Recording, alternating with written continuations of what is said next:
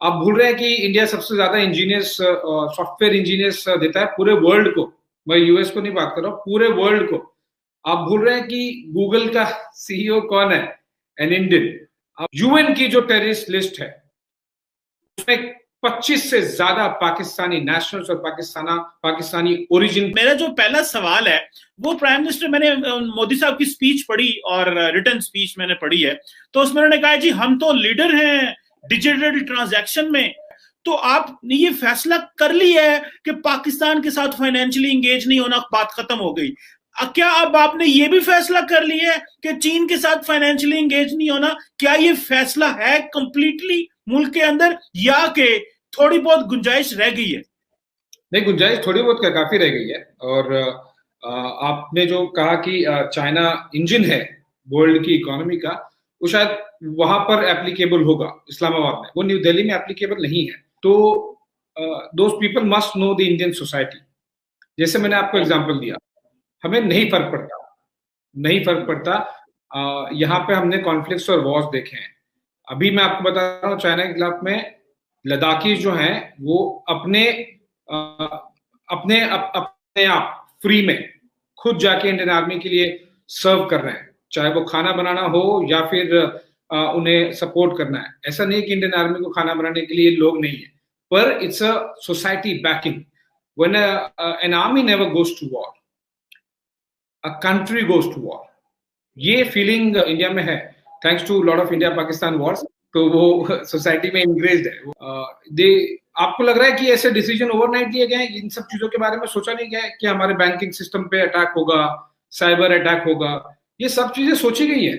आप भूल रहे हैं कि यूएस की जो सिलिकॉन वैली है 75% इंडियंस चला रहे हैं।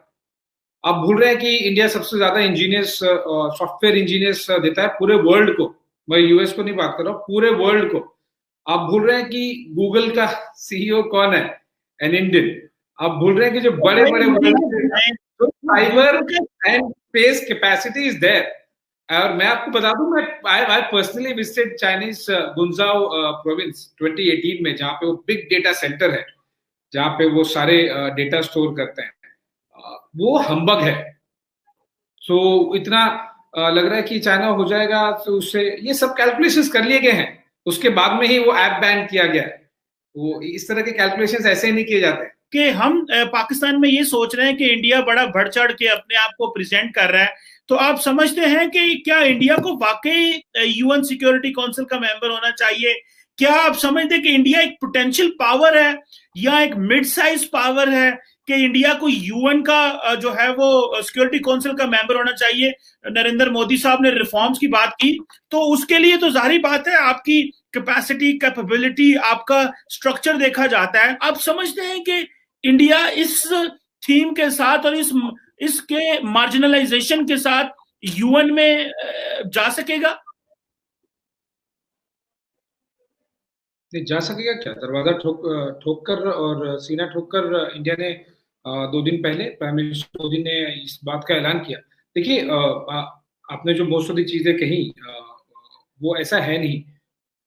फ्रीडम ऑफ एक्सप्रेशन और फ्रीडम ऑफ स्पीच की कहाँ पाबंदी है? आपने मुझसे पूछा कल कि हम ये चर्चा कर सकते हैं। मुझे किसी से पूछने की जरूरत नहीं पड़ी। कोई सरकार हो, कोई सोसाइटी हो, कोई सो कॉल्ड एनजीओ हो, मुझे किसी से पूछने की जरूरत नहीं पड़ी। मैं आपसे बात कर रहा हूँ, चर्चा कर रहा हूँ। और भी किसी लेवल, आप देखिए इंडिया में क्या माइनॉरिटीज की पॉपुलेशन, मुझे एक साल बता दीजिए जहां पे कम हुई है इंडिपेंडेंस के बाद। वो हुई है पाकिस्तान में कम, इंडिया में कम नहीं हुई है। लेकिन मैं उस पर आप क्योंकि क्वेश्चन पूछ रहे हैं कि इंडिया की कैंडिडेचर कितनी स्ट्रांग है। इंडिया की कैंडिडेचर इसलिए स्ट्रांग है, 130 करोड़ लोग हैं, इट्स ह्यूज। अगर आप ज्योग्राफी और पॉपुलेशन, जिस अर्थ पे जो लोग रह रहे हैं, उसके अगर आप डिवीजन से देखें तो एवरी 6th और 7th person alive on this planet is an Indian. So India की आवाज क्यों नहीं होनी चाहिए? दूसरा, India is the world fastest growing major economy in the world. Covid वाली चीजें फैक्टर छोड़ दीजिए, वो तो obviously it has affected the world economy, but India has consistently been the world's fastest major growing economy in the world. आप मोदी जी की speech में जो उन्होंने कहा था, यूएन की स्पीच में, आपने देखिए टोन और टेम्पो बहुत ज्यादा चेंज हो गया है। इससे पहले इंडिया और इंडियन गवर्नमेंट्स ने वी डिजर्व इट, इस एंगल से, इस टोन टेम्पो से, वो टेम्पो अब इतना ज्यादा अप हुआ है, इतना ज्यादा कॉन्फिडेंस आया है, when will we get it, ये वो टेम्पो था, ये वो एस्पेक्ट था सो उनके स्पीच में। सो ये बहुत अग्रेसिवली जा रहा है। 4 मेंबर्स ने परमानेंट मेंबर्स जो है यूनाइटेड नेशन सिक्योरिटी काउंसिल के, they have openly supported and demanded that yes, United Nations Security Council must be reformed, must be enlarged, and it's not only for India, it's for Japan and for Brazil as well. So आप और मैं क्या believe कर रहे हैं ये छोड़ दीजिए, वहां तो पूरा का पूरा यूनाइटेड नेशन सिक्योरिटी काउंसिल भी बोल रहा है कि हाँ इंडिया को करना चाहिए।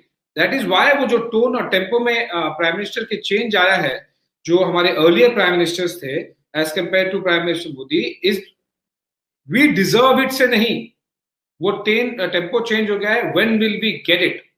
आप सभी के सभी तो तैयार हैं, आप वोटिंग भी करा लेंगे तो 5 में से 4 बोल रहे हैं हाँ इंडिया को आना चाहिए। अब बताइए, आपको लग रहा है कि US doesn't know India is carrying value, UK doesn't know, France doesn't know, आपको लग रहा है वो भी तो वो कह रहे हैं कि नहीं करना चाहिए, इंडिया को परमानेंट मेंबर बनाना चाहिए। चले, इट्स गुड। सारा वर्ल्ड तो गलत नहीं है ना कमर। नहीं, मैं ये नहीं कह रहा, मैं बिल्कुल ये नहीं कह रहा कि India is not a capable और इंडिया जो है वो इतनी पावर नहीं रखता। मैं तो समझता हूं कि India has a potential, India has an absolutely right potential, उसके अंदर पावर है टू ग्रो, इसमें कोई शक नहीं है। मैं नहीं समझ, आप नहीं समझते कि प्राइम मिनिस्टर मोदी को अपनी जो दहशतगर्दी की डेफिनेशन है वो बदलनी चाहिए?